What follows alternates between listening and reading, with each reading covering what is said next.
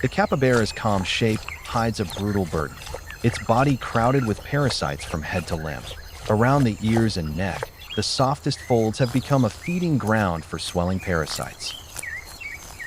In the hidden folds of the neck, the infestation grows thick enough to feel almost unbearable. Even the broad back is not spared, its fur broken by clusters that cling and feed. The burden extends down the limbs into the joints where every step can feel a little worse. It tries to shake off the irritation, but the parasites hold fast. For a moment, the capybara fights back, but the worst places remain out of reach. It rubs against whatever it can find, seeking relief that never fully comes.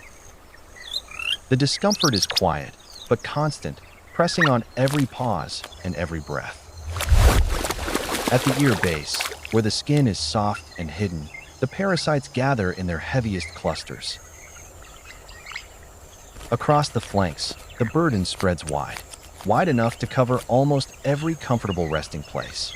So, the capybara waits, carrying its burden in silence, unaware that help is close.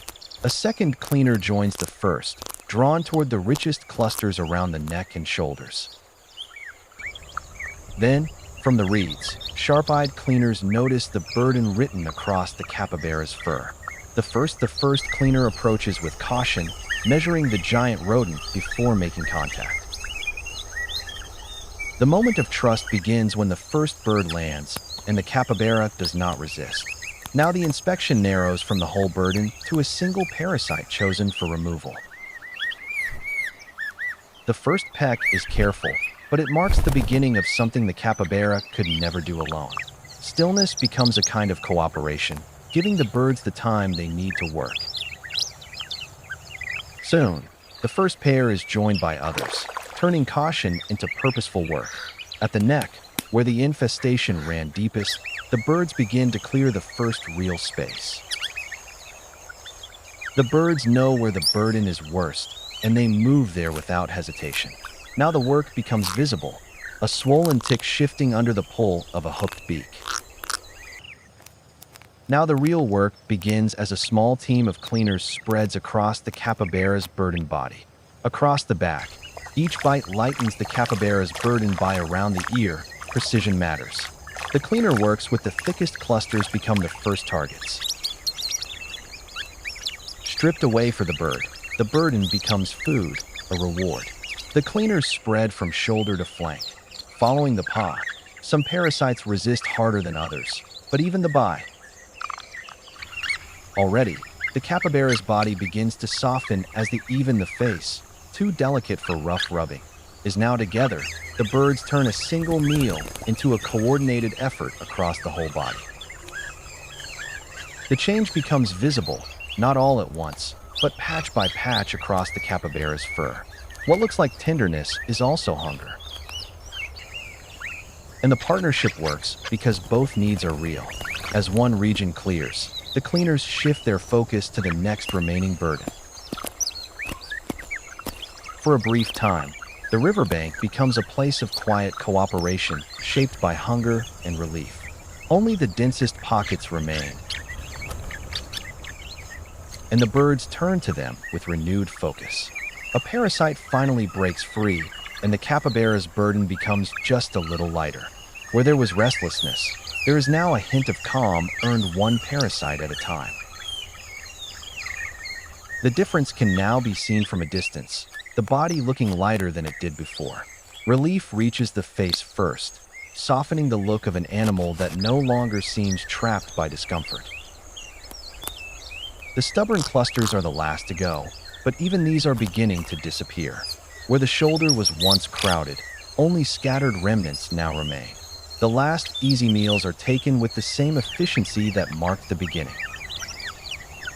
The body softens now, no longer driven by the same constant irritation. Beneath the bird's work, the capybara's coat begins to look like its own again. Even the riverbank seems calmer now, as if the tension has drained away with the parasites. The work is nearly done, reduced now to careful checks for the last hidden stragglers. What remains is not suffering, but the quiet after it, held in the stillness of a calmer body. With the burden eased, the capybara finally moves as if its body belongs to it again. The cleaners fall away one by one, their task complete and their reward already taken. What remains is the same animal, yet clearly changed by the small lives that helped it. The proof is written in the fur itself, where crowded clusters once pressed against the skin. For the bird, the exchange ends simply with a full crop and a safe perch. The capybara stands lighter now in the same place where its burden once seemed overwhelming. Seen from above, the moment feels small, yet it speaks to one of nature's oldest balances. Strength is not always enough in the wild. Sometimes relief arrives on wings. Not every survival story is driven by conflict. Some are shaped by quiet cooperation, and in that quiet exchange, both lives go on, reminding us that survival can also mean partnership. If you enjoyed watching this incredible moment from the wild, don't forget to like this video and subscribe to the channel for more breathtaking wildlife documentaries every week.